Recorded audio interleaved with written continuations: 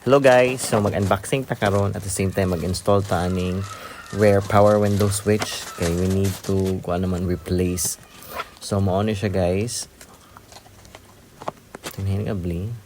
Well packed, kabisi. So tanggalon ang sketch tape kay para nato siyang ma-open. So mao na siyang hitsura. Oh, this is how it looks. Kani nga switch, mao ni siya ang atong ilis. And by the way, nakakita ako na pet online and this is original item. Wa ko kakita na diri in store. Anyways, mao ni siya ang atong tauran. So tangtangon sa na to ang cover kana. So kanang naay murag something murag nay buslot, siya buslot murag nahan imo butang imong kamot or whatever tool imong gamiton para imo siyang ma-open. So tanggalon na nato siya guys. Hinahinayon lang nato siya tanggal. So don't be scared nga mabuting-ting ka sa imong sakinan kay mato kag shop or mekaniko pabuhaton na ni tigbas imong 1.5 or pila lang charge. So kuhaon sa na nato ang screw kay para ato yung ma-fully kuha ning cover sa door.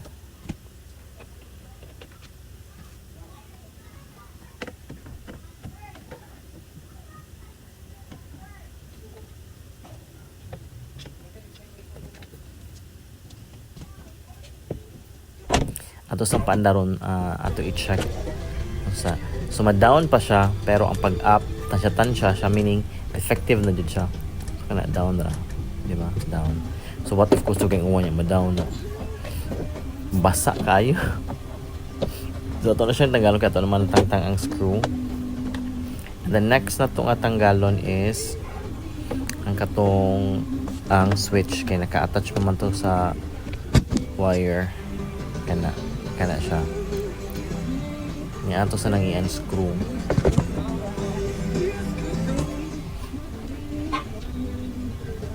water connector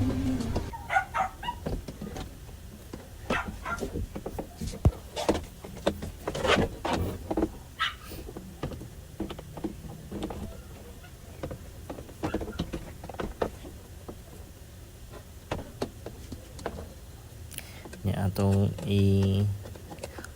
atong tanggal ang screw.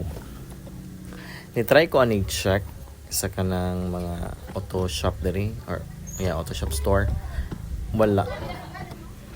Akong palitanan sa mga piyesa kana sa Mandawi at mga anang piyesa kay mga genuine man sa nailang mga item. Wala sila stock. So orderonon pa siya. So I check online kuan na ni less than 1,000 pila man ni ha. So akong nagastuan ni 706 including the shipping and apa dyan ay discount daho gyud na save kay pag inquire na ko ni sa store gud murag 1,000 kapin man to kana guys atong tanggalan ang screw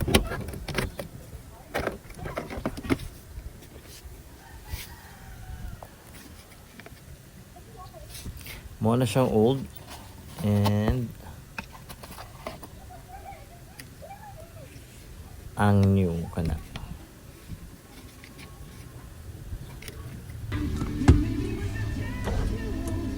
So to i-try og balik. Dili siya ma-up. Before pa lang tanggalon ang window kay kung up siya tansyahon nimo iduot mo mayos mo kasi di na jud siya safe. Dapat na jud nato siyang ilisan.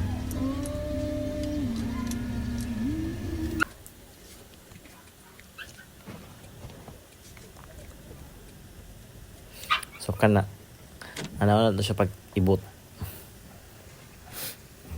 atong pakitag balik ha sa pag-ibot kana na siya natay push and then pull. Compare na to ang old ug ang new, ang defective ug ang new. So defective kana the new one mo lang new nato siyang isod kaning connector kaning wire. Then before na to ibalik to atong ukal na to gitong tanga cover pandaron tong sakyanan to check if it's not effective. Pero mo ito atong phone para makita dyan. So ito siyang i-up. There you go. It's working. Up. And down. Kaniya katong usa atong gikuha kay down naman tini-work ang pag-up dili man. So kani both. Especially ang pag-up kay mo man na siya guba sa usa. So ato nang ibalik ang atong cover.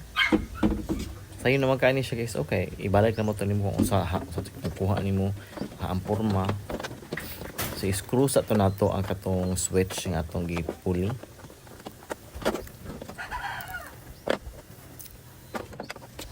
Ang name dahil sa kaning online store sa Shopee is the Safety Car.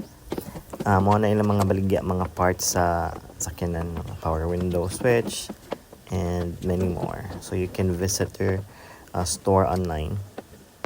Highly recommended na ko siya kay so far it's working perfectly fine. Kay mas ni-work pa siya kaysa inyong relasyon. Uy, kabisi sa mga ni-work sa mga relasyon.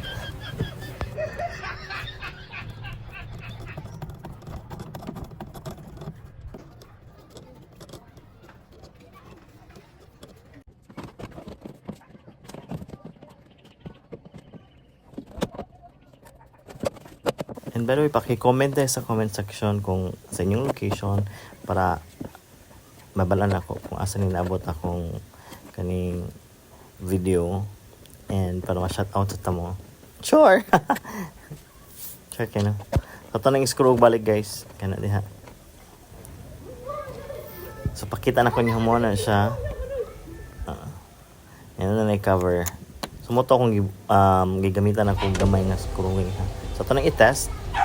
Yan, naka-cover siya. Down is working. Up is perfectly working fine as well. So, both.